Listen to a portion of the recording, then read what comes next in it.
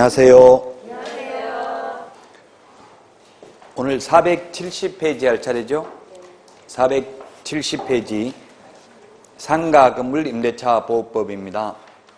이번에 적용 범위 주택은 모든 주택에 대해서 적용을 했는데 상가의 경우에는 모든 상가에 대해서 적용하는 게 아니라 대통령령으로 정하는 보증금을 초과하지 않는 경우에만 원칙적으로 적용됩니다. 채권적 전세에도 적용됩니다. 말로만 동네말로 전세, 등기 전세권 설정 등기 하지 아니한 경우. 그 다음에 3번 법인도 적용이 된다. 주택의 경우에는 법인은 원칙적으로 적용되지 않죠. 예외적으로 중소기업이나 LH, SH 이런 경우만 적용되는데 상가는 법인도 적용이 된다. 그 다음에 임대차 목적물이 영업용과 비영업용으로 사용되는 경우 주된 부분을 영업용으로 사용하는 경우에도 적용된다. 그 다음에 동그라미 5번을 보면 사업자 등록의 대상이 되는 상가만 적용이 됩니다. 따라서 사업자 등록의 대상이 아닌 동창회, 교회, 사찰, 어린이집, 유치원 이런 것들은 상가건물 임대차 보호법이 적용되지 않습니다. 그 연수교육을 해보면 현업에 있는 분들이 질문 가장 많이 하는 게 아파트 단지 안에 있는 1층에 어린이집이 상가건물 임대차 보호법이 적용되냐 이런 질문 많이 하시더라고요. 안 됩니다. 왜냐하면 사업자 등록의 대상이 되지 않기 때문에 그렇습니다. 그 다음에 이 사실상 용도로 판단을 합니다. 공부상 용도가 아니라 사실상 용도. 그래서 만약에 공장은 적용되는지 여부, 상가건물 임대차 보호법 여부, 판례는 오직 생산시설에만 사용되고 있다면 적용되지 않고 판매시설하고 같이 사용되고 있다면 적용될 수도 있다. 적용될 여지도 있다. 이게 판례 입장입니다. 그 다음에 그래서 적용되지 않는 게 양가로 2번 사업자 등록의 대상이 되지 않는 동창회 사무실 같은 것. 동그라미 2번 주택이든 상가든 모두 일시 사용을 위한 임대차임이 명백한 경우에는 적용되지 않습니다. 주택이든 상가든 다 마찬가지입니다. 그래서 주택의 경우에는 우리 모텔에 숙박 계약하는 거 이런 것도 주택임대차보호법 적용되지 않고요. 상가도 현업에서 보면 깔세, 눈물의 폐업 처리 이렇게 해가지고 한 달만 하는 거 있죠. 한 달에 뭐 예를 들면 300만 원 내놓고 한 달 동안 장사하고 그냥 나가는 거 이런 거 최단기 존속기간 적용해 줄 필요 없습니다. 일시 사용을 위한 임대차임이 명백한 경우에는 주택, 상가, 건물 임대차 보호법 적용되지 않는다는 게 8년 연속 출제됐습니다. 시험에. 민법에나 공인중개사법에 반드시 출제되겠죠. 지금 여기 동그라미 3번 4억을 6억 천으로 고치시고요. 동그라미 기억에 니은에 3억을 5억으로 고치시고 그리고 과밀억제권역뿐만 아니라 부산도 포함됩니다. 부산 포함되고요. 그 다음에 디귿은 2억 4천을 3억 9천으로 고치고 이 광역시가 아니면서 광역시에 해당되는 보호를 받는 게 적어야 되겠네요. 상가 건물 임대차 보호법이 적용되는 게 이게 1월 26일부로 개정이 됐습니다. 그래서 서울인 경우에는 환산보증금입니다. 환산보증금이니까 보증금 더하기 월세 곱하기 100을 한 금액이 서울에서는 6억 1천만 원 이하인 경우 적용되고요. 그 다음에 과밀억제권역은 5억 이하인 경우 적용되는데 과밀억제권역이 아니지만 과밀억제권역에 준하는 보호를 받는 게 부산광역시가 이번에 신설됐습니다. 올해 1월 달에. 그 다음에 광역시는 3억 9천입니다. 3억 9천. 그 다음에 기타 지역은 2억 7천입니다. 2억 7천. 601은 5고 3구는 27. 암기하기는 쉽죠.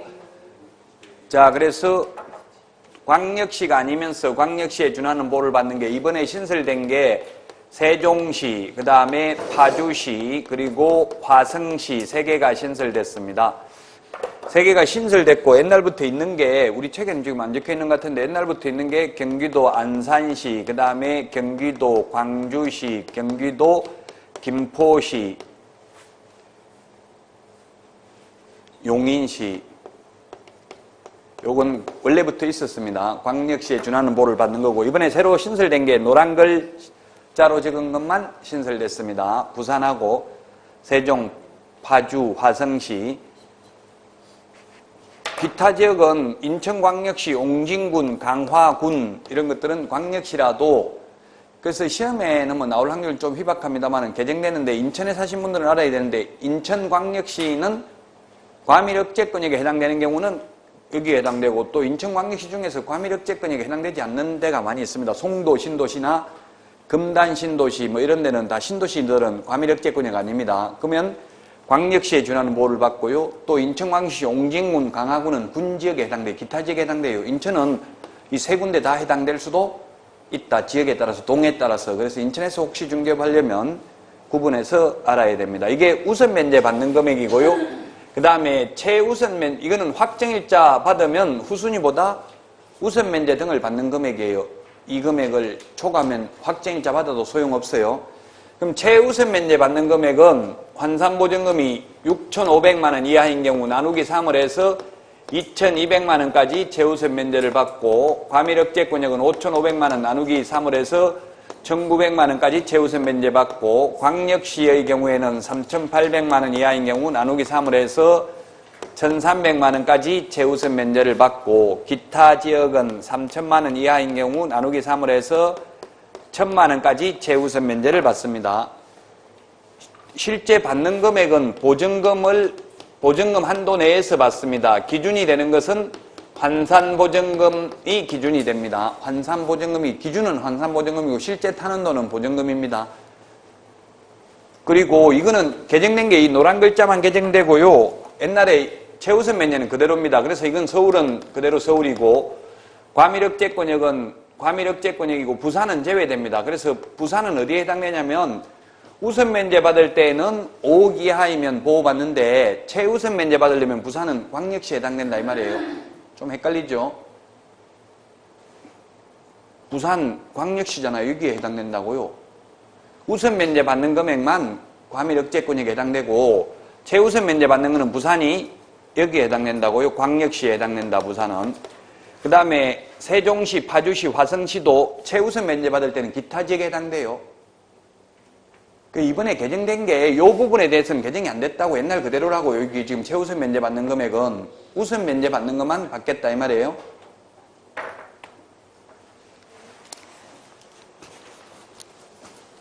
그래서 그 471페이지 민법에서 하셨죠? 이거 개정된 거? 맞아요. 지금 민법하고 똑같죠? 또 어떤 분은 민법하고 다르냐 이러는데 이건 민법도 아니고 공개사법도 아니고 상가 건물 임대차 보호법이니까 어디서 하든 틀리면 안 되죠. 똑같아야 되죠. 내용은. 그 다음에 472페이지 보증금이 일정 금액을 초과하는 경우에도 적용되는 것 이게 뭐냐면 소위 리쌍방지법입니다. 리쌍 가수 리쌍방지법이라고 이게 리쌍방지법. 리쌍방지법 인터넷 치보면 나와요. 이게 리쌍 길이 돈 10억 가지고 45억짜리 건물을 샀어요. 서울에서. 어떻게 샀냐면 10억에다가 거기 있는 세입자들 다 내쫓고 권리금 받아가지고 20억 그리고 융자 받고 해가지고 45억짜리를 사가지고 95억에 팔려고 매물을 내놨어요. 그래가지고 너무 여론 비난이 심하니까 지금은 카페베네인가 무슨 커피 전문점에 통임대를 했어요. 7년간. 또 통임대를 하니까 그 커피 전문점에서 익스테리어를 전부 다 했기 때문에 건물 가치가 엄청나게 높아져가지고 아마 7년 후에는 130억 이상 팔 것으로 추정하고 있어요. 이게 뭐냐면 리쌍방지법 옛날에는 이 환산보증금이 예를 들면 서울에서 6억 천을 초과하면은 상가건물 임대차보호법이 아예 적용이 안 됐다고요. 그래서 주인 바뀌면 건물주 바뀌면 세입자는 나가야 돼요. 민법 임대차에는 보면 매매는 임대차를 깨뜨린다 이런 법명은 있어요. 주인 바뀌면 나가야 된다고 민법에서는. 근데 이제 주인 바뀌어도 그래서 이 환산보증금을 초과하는 경우에도 적용되는 게 예외가 생겼다고요. 6억 천을 초과하는 경우에도 지금은 6억 천이죠. 그게 뭐냐면 첫 번째 대항력. 옛날 리쌍 할 때는 지금 4억밖에 안 했잖아요. 그러니까 4억만 하니까 서울에서 일부러 딱 4억 만들려고 월세 300만 원 이렇게 받아버리는 거예요. 보증금 1억에. 그러면 적용 안 되는 거죠. 그래서 이제 대항력은 보증금과 상관없이, 환산보증금과 상관없이 대항력은 인정된다. 그 다음에 또 보호되는 게 뭐가 있냐면 계약갱신요구권. 계약갱신요구권도 금액과 상관없이 적용된다. 그래서 금액이 환산보증금이 10억이라도 이제 계약갱신요구에서 5년 동안 장사할 수 있다 이 말이에요. 그 우장창창 리쌍에 보면 우장창창 인터넷에 치보면 나오겠죠. 우장창창 이게 사회적으로 엄청난 문제가 됐었어요. 우장창창 무슨 이게 곱창? 그 유명해요. 서울에서 이게 인테리어 비용이 몇 억 들어갔대요. 근데 리쌍한테 뭐 한 1억도 못 받았나 보더라고요. 몇 억, 한 4억 정도 들어가서 인테리어 해가지고. 그래서 계약갱신요구권도 인정을 해주고요. 계약갱신요구를 했을 때 계약갱신요구 인정되고, 근데 계약갱신요구 하면 1년에 5% 이제 올릴 수 있죠. 근데 그거는 적용되지 않아요. 환산보증금 일정 금액을 초과하는 경우. 그 다음에 권리금 보호 규정, 권리금 회수 기회는 보장해준다. 회수 기회 보장은 해준다. 그 다음에 3개의 차임액을 연체했을 때 해지할 수 있는 거, 이런 거는 환산보증금과 상관없이 적용이 돼요. 그 다음에 표준계약서. 표준계약서 사용을 권장할 수 있는 것도 보증금과 상관없이 적용된다. 이게 지금 작년에 28회 때 시험 출제됐어요. 중개사법에 작년에. 환산보증금 일정 금액을 초과하는 경우에도 적용이 되는 것 출제됐다고요. 우리 책에 지금 472페이지 맨 위에 있습니다.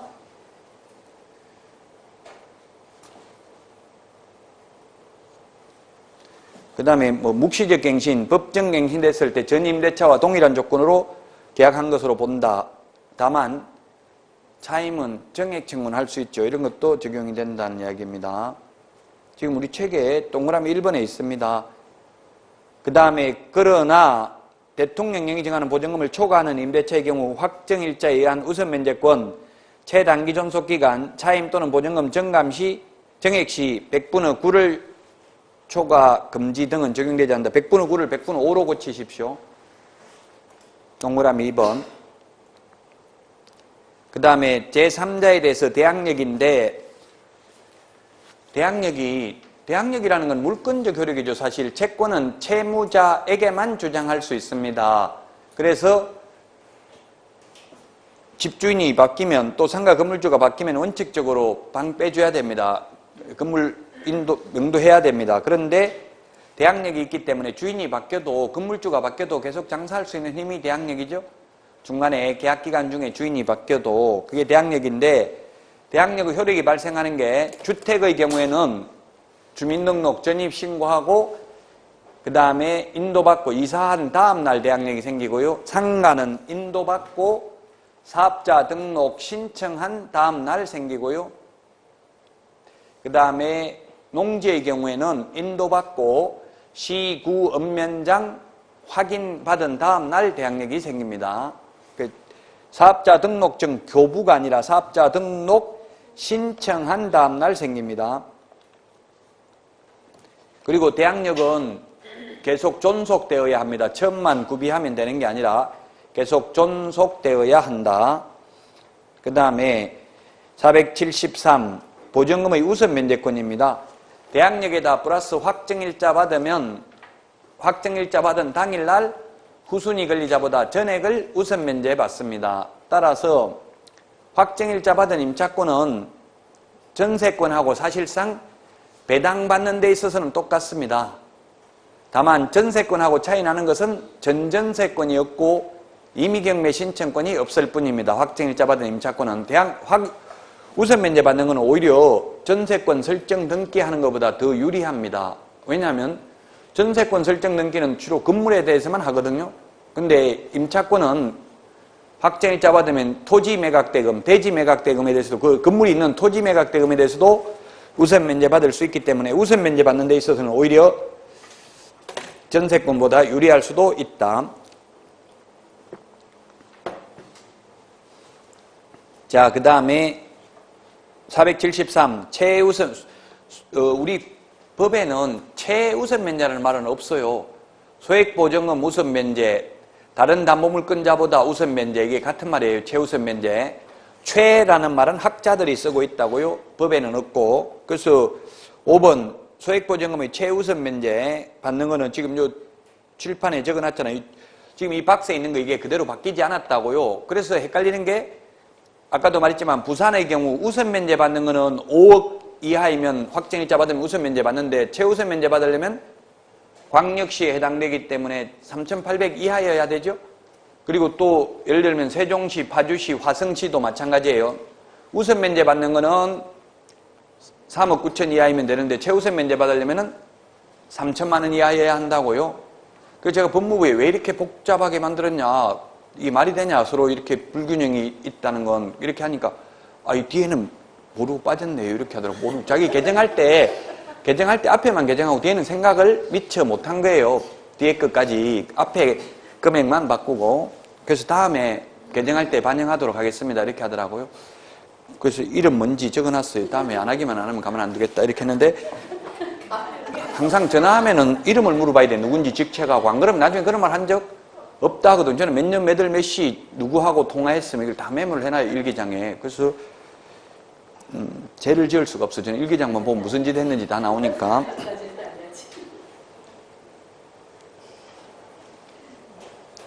절대라는 건 인간이 할 수 없는 일이에요. 신만이 할 수 있어. 절대라는 거는 인간은 무슨 짓을 할지 몰라. 발 달린 짐승이 가서 어디 가서 무슨 짓을 할지 아무도 모르는 거예요. 원래 절대 안 한다는 사람이 더 잘할 수도 있어. 함부로 절대라는 말을 쓰면 안 돼요. 473 맨 밑에 동그라미 3번에 2분의 1, 우리 그 암기 프린트 56번 맨 뒤에 2분의 1, 3분의 1, 5분의 1, 10분의 1에 적어놨습니다. 주택이나 상가나 모두 2분의 1 범위 내에서 최우선 면제 받는다. 이게 무슨 말이에요? 낙찰가가 예를 들면 상가가 1,000만 원짜리, 보증금 1,000만 원짜리 상가가 뭐 한 100개가 있을 수도 있고 몇십 개가 있을 수도 있고 상가가 뭐 그렇잖아요. 예를 들면. 그럼 10개, 이런 상가가 10개가 있는데 계산하기 쉽게 너무 많으면 계산하기 어려우니까 10개가 보증금이 1,000만 원짜리 그 세입자가 들어와 있는 상가가 경매에 1억에 낙찰됐다 이 말이에요. 1억에 낙찰되면 최우선 면제 다 해주고 나면 남는 돈 하나도 없죠? 그래서 그 낙찰 금액의 2분의 1, 5천만 원만 떼가지고 최우선 면제하고 나머지는 경매 신청한 사람, 이런 사람들 배당해줘야 된다 이 말이에요. 다 최우선 면제 해줘버리면 남는 거 하나도 없으니까 주택이든 상가든 모두 매각 대금의 2분의 1 범위 내에서 최우선 면제된다. 그 다음에 474 6번 임차권 등기 명령제입니다. 주택이나 상가나 똑같습니다. 임차권 등기 명령은 임차권 등기는 두 가지가 있어요. 임차권 등기는 임차권 설정 등기가 있고 명령에 의한 등기가 있어요. 명령. 설정 등기는 뭐냐면 그냥 합의에 의한 등기예요. 이거 합의에 의한 등기는 언제든지 가능하죠. 등기 의무자, 등기 권리자, 즉 임대인, 임차인이 합의하면 언제든지 등기할 수 있습니다. 근데 명령에 의한 등기는 반드시 계약 기간이 끝나도 주인이 돈을 돌려주지 않는 경우에만 명령에 의한 등기를 할 수 있습니다. 그 등기 비용을 임대인에게 청구할 수 있습니다. 등기하게 되면 대항력과 우선 면제권을 취득합니다. 설정 등기도 마찬가지에 등기를 하게 되면 효과는 똑같습니다. 둘 다. 그리고 나중에 돈부터 보증금부터 돌려받고 등기 말소해주면 됩니다. 선이행 관계에 있습니다. 최우선 면제 등기해놓고 나갔다 하더라도 최우선 면제를 2명은 해주는 건 아니죠? 그럼 이게 임차권 등기 명령에서 등기해놓고 건물을 빼고 나갔다 하더라도 새로 들어온 임차인은 최우선 면제는 받을 수 없습니다. 자기보다 후순위보다 우선 면제는 받을 수 있습니다. 7번 경매에 의한 임차권 소멸. 임차권은 아무리 대항력을 갖추고 있다 하더라도 경매에 있어서는 선순위 담보물권자에게는 대항할 수 없습니다. 그래서 말소 기준 권리보다 뒤에 있는 임차권은 매각, 경매로 인해서 소멸됩니다. 최선순 임차권만 인수됩니다. 임대차 기간 상가할 때 말씀드렸죠. 최단기 존속기간이 주택은 2년, 상가는 1년, 농지는 3년. 그 다음에 민법에는 최단기, 최장기 모두 없습니다. 좀 전에 말했던 주택 상가는 최장기 없죠. 민법에서 삭제됐기 때문에. 그 다음에 전세권은 최단기가 1년, 최장기가 10년, 지상권은 최장기는 없고 최단기는 경과암 건물 30년, 목조 건물 15년, 공작물 5년입니다. 최단기, 최장기 존속기간 기억을 해야 되고요. 475페이지 계약갱신요구입니다. 암기 프린트 54번에 있는데 계약갱신요구 임차인이 임대차 기간 만료 전 6월에서 1월 사이에 계약갱신요구를 하면 임대인은 정당한 사유 없이 거절할 수 없다. 다만 정당한 사유가 없어도 거절할 수 있는 사유 8가지를 구체적으로 적시하고 있네요. 475페이지에 있고 우리 암기 프린트 54번에 있죠. 8가지 시험에 잘 나옵니다. 1번 3기의 차임액에 이르도록 차임을 연체한 사실이 있는 경우입니다. 3기의 차임액이라는 말은 한 달 월세가 100만 원이면 300만 원이 연체돼야 된다는 이야기입니다. 예를 들면 이번에 장사가 안 돼서 다 못 주겠다. 50만 원밖에 못 주겠다. 이렇게 하면 6개월 연체돼야 되겠죠? 연체된 액수가 3기의 차임액에 해당되도록 연체했다 이 말이에요. 장사 안 돼서 다 못 준다 이렇게 하는 사람들 있어요. 100만 원인데 50만 원만 주고 다음에 장사 좀 되면 줄게 이렇게 하는 경우 있죠. 그래서 3기, 2기 이걸 구분해야 돼. 2기와 3기를 구분해야 되는데 3기가 3개가 있고 2기가 3개가 있어요. 자, 3기의 차임액을 연체했을 때 계약갱신요구 거절 사유가 되겠습니다. 그 다음에 3기의 차임액을 연체했을 때 권리금 회수기에 권리금 회수 기회 주지 않아도 됩니다. 회수기회를 박탈할 수 있는 사유입니다. 회수기회를 주지 않아도 된다. 그 다음에 3개의 차임액을 연체하면 상가 임대차 해지할 수 있다. 상가 임대차 계약을 해지할 수 있는 사유다. 3개의 차임액을 연체한 경우에는 상가 임대차 해지 사유에 해당이 된다. 그 다음에 2기의 차임액을 연체한 경우에는 민법 임대차 해지할 수 있습니다. 민법 임대차 해지 사유. 그 다음에 주택 임대차에 대해서 특별한 특례가 없으니까 일반법인 민법을 준용해서 2기의 차임액을 연체하면 해지할 수 있습니다. 그 다음에 주택, 법정갱신, 묵시적 갱신 인정되지 않습니다. 법정갱신, 불인정. 법정갱신, 묵시적갱신 자동 연장되는 거 인정 안 된다고요. 2기의 차임액을 연체한 경우에는 2기, 3기 모든 과목 공부할 때 비슷비슷한 걸 비교해서 정리해야 돼요. 어느 과목이든지 간에. 자, 그 다음에 3기를 봤고요. 2번 임차인이 거짓, 부정한 방법으로 임차한 경우 우리 암기 프린트에 거짓, 부정한 방법을 정리해놨죠. 암기 프린트 55번에 보면 거짓, 부정을 21개를 정리해놨는데 55번에 몇 번에 있어요? 거짓, 부정한 방법으로 임대차 한 경우. 네? 54번에? 55번에는 18번에 있죠. 거짓 부정은 또 55번에 정리해놨잖아요. 거짓이라는 말 들어가는 거. 18번에 있죠. 거짓 부정한 방법으로 임대차 한 경우는 상가 건물 임대차 계약 갱신 요구를 거절할 수 있다. 55번은 거짓 부정을 거짓이라는 말 들어간 걸 다 정리해놨습니다. 비슷비슷한 거 같이 정리하라는 이야기입니다. 그 다음에 3번 박스 안에 서로 합의하여 대신에 일방적으로 이렇게 하면 X입니다. 합의하여 상당한 보상을 제공한 경우입니다. 상당한 보상을 공탁한 경우 X가 되겠습니다. 사법고시에 공탁한 경우 이렇게도 출제됐습니다. 4번에 임차인이 임대인의 동의 없이입니다. 동의받아 하면 X입니다. 동의 없이 목적 건물의 전부 또는 일부를 전대한 경우, 그 다음에 5번 임차인이 임차한 건물의 전부 또는 일부를 고의나 중대한 과실 밑줄 치십시오. 경미한 과실은 거절할 수 없습니다. 우리 공인중개사법 제30조의 손해배상 책임은 그냥 고의과실이에요. 아무 말 없이 고의과실이면 모든 과실 다 포함이죠? 법 제30조 우리 공인중개사법에 손해배상 할 때는 뭐라고 돼 있냐면 개업공개사가 고의 또는 과실로 인하여 의뢰인에게 재산상 손해를 발생케 한 경우에는 그 손해를 배상할 책임이 있다. 이때는 경미한 과실도 손해배상해야 된다고요. 그러나 상가는 중대한 과실만 계약갱신 요구를 거절할 수 있다.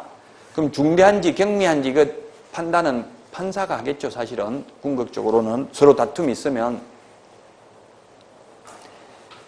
그 다음에 6번 임차한 건물의 전부 또는 일부가 멸실되어 임대차 목적을 달성하지 못할 경우. 그 다음에 7번 이게 좀 악용을 많이 하고 있어요. 7번 임대인이 다음 어느 하나에 해당하는 사유로 목적 건물의 전부 또는 대부분을 철거하거나 재건축하기 위해서 목적 건물의 점유 회복이 필요한 경우.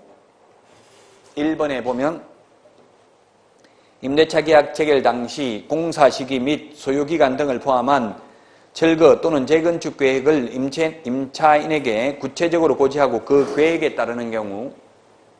2번을 많이 악용합니다. 건물주 입장에서 보면 건물이 노후, 훼손, 일부 멸실되는 등 안전사고의 우려가 있는 경우. 이게 좀 애매하잖아요. 얼마나 노후돼야 되는지 얼마나 훼손돼야 되는지 자의적 해석을 할 가능성이 있죠. 그 주인들이 건물 무너지겠다 빨리 나가라 이거 지금 더 이상 세 못 주겠다 이렇게 해놓고 장사 잘 되면 주인이 직접 하는 경우가 있어요.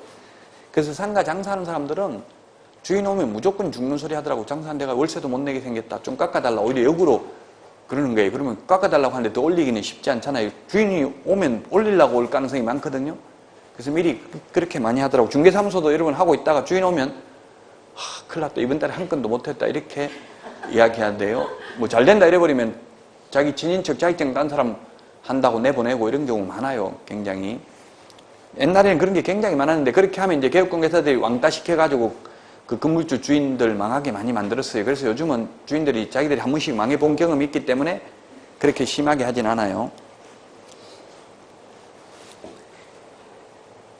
그 다음에 3번에 다른 법령에 따라 철거 또는 재건축이 이루어지는 경우.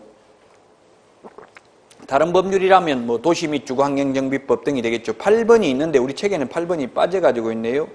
우리 암기 프린터 54번에는 8번 그 밖에 임차인이 의무를 현저히 위반하거나 임대차를 존속하기 어려운 중대한 사유가 있는 경우입니다. 8번도 있습니다. 그 다음에 박스 밑에 동그라미 2번 임차인의 계약갱신 요구권은 최초의 임대차 기간을 포함한 전체 임대차 기간이 5년을 초과하지 않는 범위 내에서만 계약갱신 요구할 수 있습니다. 5년입니다.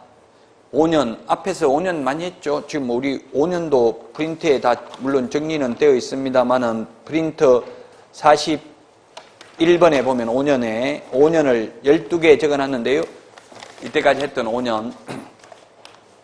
이제는 거의 다 했습니다. 토지거래 허가구역도 5년 범위 내에서, 계약갱신 요구도 5년 범위 내에서, 부정행위를 한 수험생이나 출제위원 모두 5년 동안 자격 박탈되죠.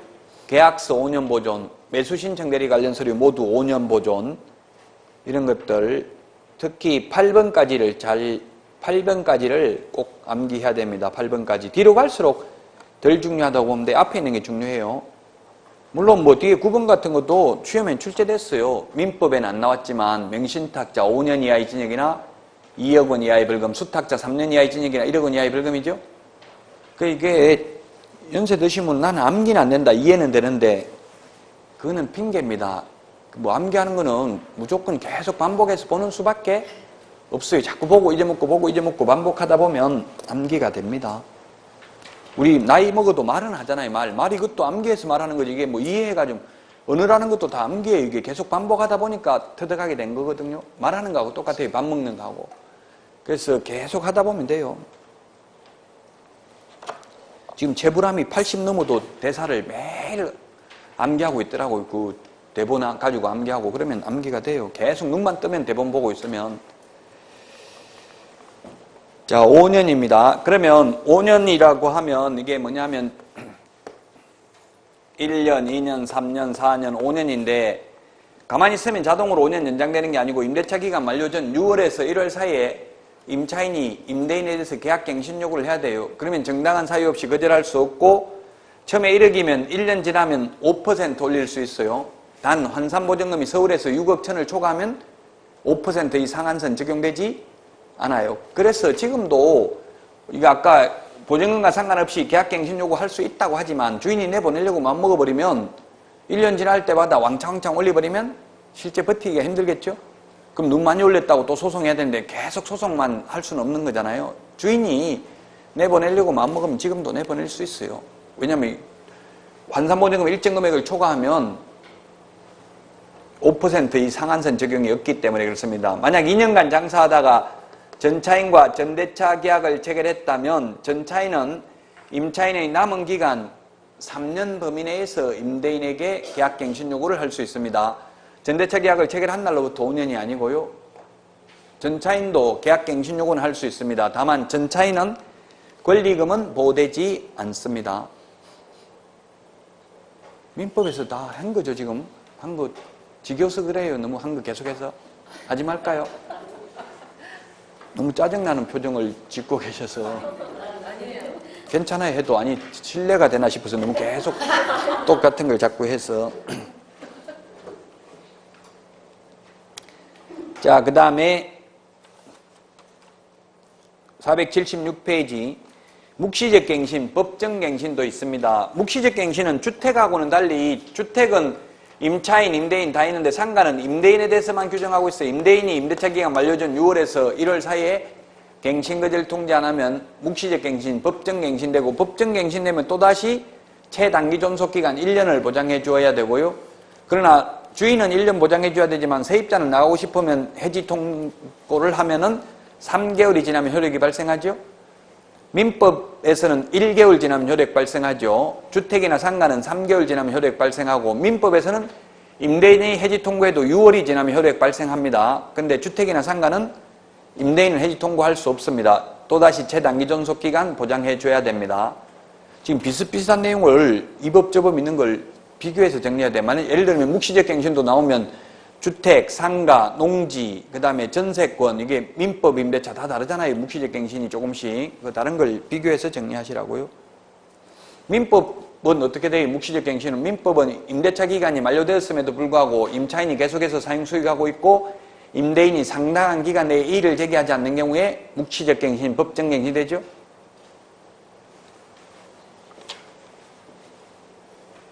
(476) 차임 등의 정감 청구권.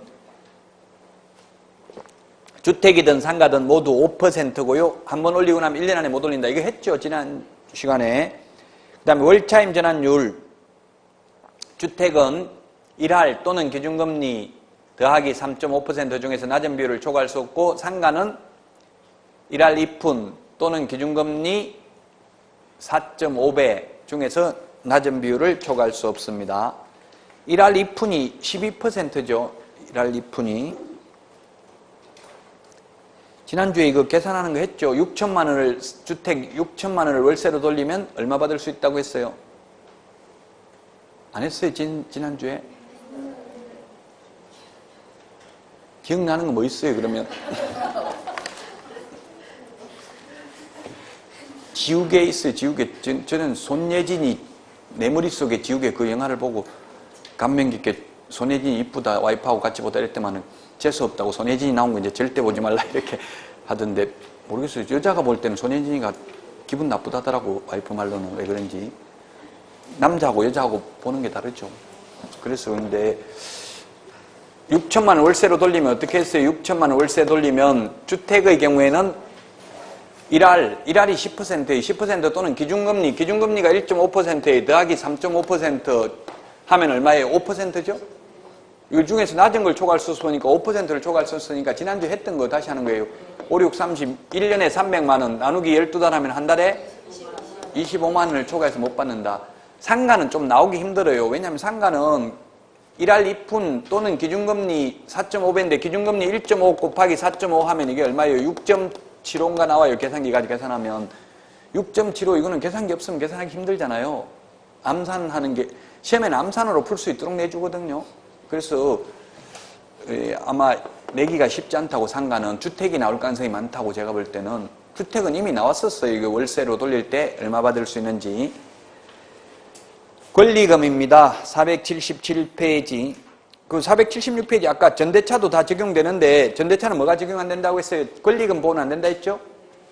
476 맨 밑에 11번은 12번은 권리금입니다. 이 권리금이 2015년도에 도입됐습니다. 이 권리금을 도입하려고 원래 법을 새로 만들 때는 공청회를 해야 되거든요. 근데 이게 만든 건 아니고 개정인데 그래도 이거 공청회 했었거든요. 제가 공청회에 참석을 했을 때는 처음에는 어떻게 됐었냐면 지금은 임대차 기간 만료 3개월 전부터 임대차 기간 종료 시까지 석 달 동안만 권리금 회수 기회를 주는 거예요. 원래 처음에 만들 때는 임대차 기간 종료 후 2개월까지 합해서 총 5개월까지로 주려고 했었어요. 공청회에. 근데 건물주 측에서 나온 사람들이 그러면 너무 건물주 피해가 심하다 해서 임대차 기간 종료 시까지 3개월만 회수 기회를 주는 거예요. 그래서 이게 2015년 5월 달에 도입됐는데 명문 규정으로 옛날에 없다가 오히려 이게 명문으로 도입되고 나서 외려 임차인들이 권리금 회수를 더 못 받고 있는 게 현실이랍니다. 옛날에 법에 없을 때보다. 왜냐하면 편법으로 얼마든지 세입자를 그냥 내쫓을 수 있다는 이야기예요. 권리금을 못 받아가게 하고. 자, 그러면 권리금 3개월 동안 권리금 회수 기회를 보장해 줘야 되는데 1번 임차인이 주선한 신규 임차인이 되리는 자에게 권리금을 요구하거나 임차인이 주선한 신규 임차인이 되리는 자로부터 권리금을 수수하는 행위 주인이 직접 하면 안 된다. 2번 임차인이 주선한 신규 임차인이 되리는 자로 하여금 임차인에게 권리금을 지급하지 못하게 하는 행위도 하면 안 되고 3번 임차인이 주선한 신규 임차인이 되리는 자에게 상가 건물에 관한 조세 공가금, 주변 상가 건물의 차임 및 보증금, 그 밖의 부담에 따른 금액에 비추어 현재의 고액의 차임과 보증금을 요구하는 행위. 예를 들면 지금 월세가 100만 원이에요. 근데 새로운 세입자 데리고 와서 이제 이 사람하고 좀 계약 좀 해주세요. 내가 이 사람한테 권리금 받을 테니까. 이렇게 하면 지금 월세가 100만 원인데 새로운 세입자 오면 주인이 150만 원으로 올리면 돼요? 안 돼요? 현 세입자는 100만 원에 장사하고 있었다고요. 그 새로운 세입자 데리고 와서 계약하게 하려고 하니까 150만 원 달라. 이렇게 하면 되냐고 안 되냐고요? 안 된다고요? 될 수도 있고 안 될 수도 있어요. 지금 뭡니까? 이 주변 시세가 올랐으면 된다는 이야기예요. 이게 그래서 애매하다는 이야기예요. 주변 시세가 얼마인지 이걸 재판해봐야 아는 거예요.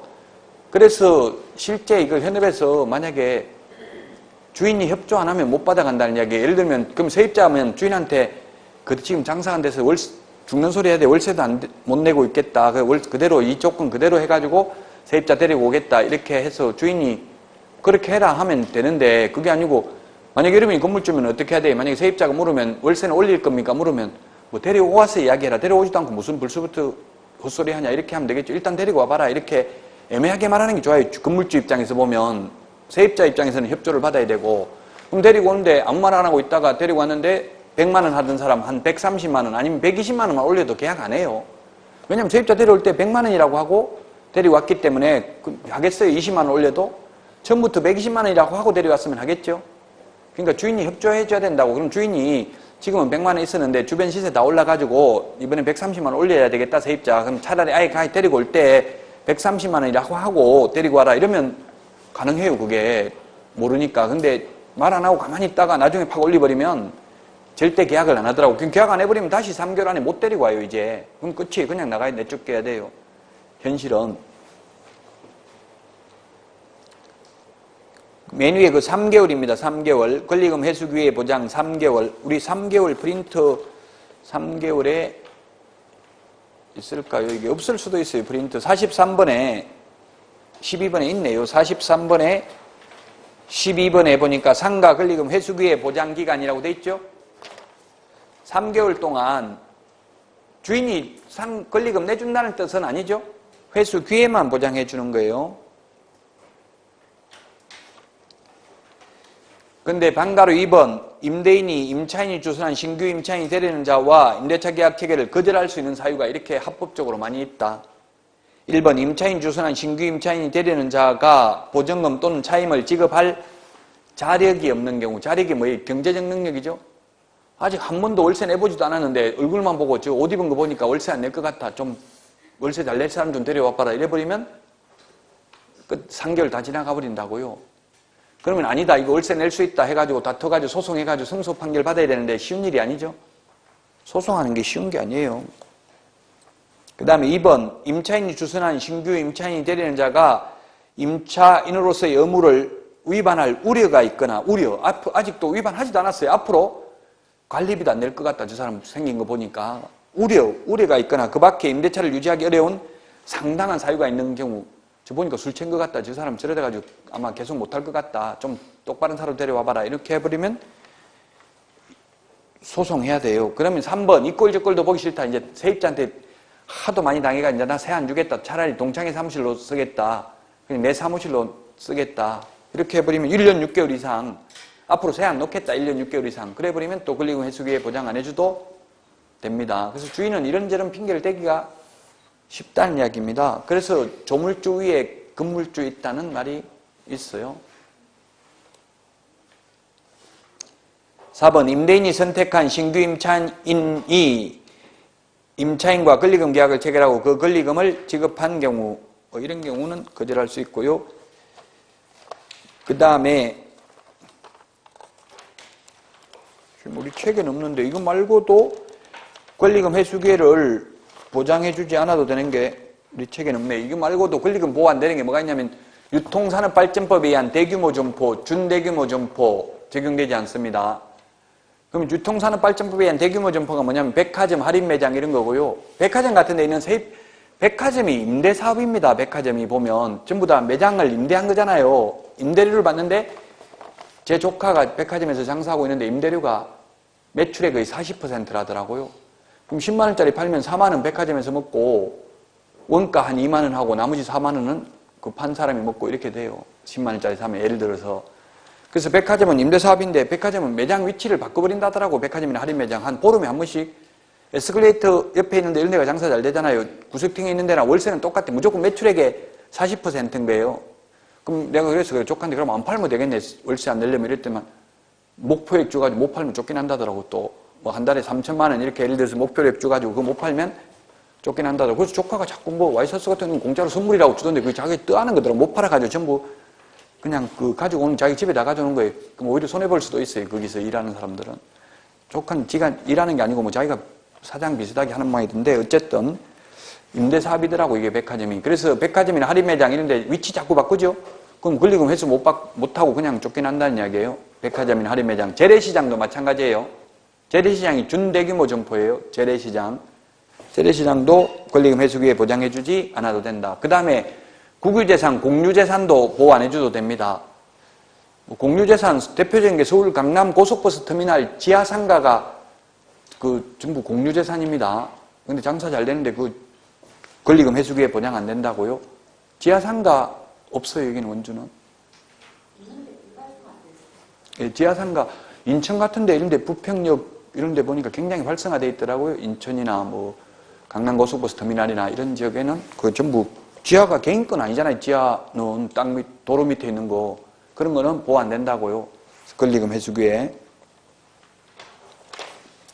그 다음에 478페이지 손해배상 책임입니다. 만약에 이게 권리금 회수기를 보장해주지 않아가지고 손해가 발생하면 임대차 기간 끝나고 3년 안에 손해배상을 청구할 수 있는데 손해배상 금액은 현 임차인의 권리금 평가액하고 새로운 임차인이 지급하려는 권리금 액수하고 둘 중에서 낮은 금액을 초과할 수 없습니다. 그러면 권리금 회수기에 손해배상 청구하려면은 새로운 세입자한테 권리금 뭐 1억, 거기에 대한 계약금 1,000만 원 받았던 거 통장에 입금됐다는 거 이런 거 증빙이 있어야 되겠죠? 아예 그런 게 전혀 없으면 뭐라 하겠어. 건물주에는 세입자 데려오지도 않고 무슨 헛소리 하냐 이렇게 나올 수도 있잖아요. 그러니까 새로운 세입자한테서 권리금에 대한 계약금 받은 흔적 이런 게 있어야 손해배상 청구하기가 쉽습니다. 권리금 적용 제외, 좀 전에 제가 말했던 게 여기에 있네. 양가로서 3번 유통산업발전법에 의한 대규모 점포, 준대규모 점포 나와 있죠. 차임, 연체와 해지, 3개의 차임액을 연체한 경우에 해지할 수 있다고 했습니다. 3기, 2기 다 말씀을 드렸습니다. 480페이지 거기 표에 정감 청구권 9% 돼 있는 거 5%로 고치셔야 되겠죠? 책에 상가 올리는 거 맨 밑에서 세 번째 박스 480페이지 9% 이내라고 돼 있잖아요. 정액 청구 5%로 고치시라고요. 자, 여기까지 하고 쉬었다가 481페이지 경공매부터 하도록 하겠습니다.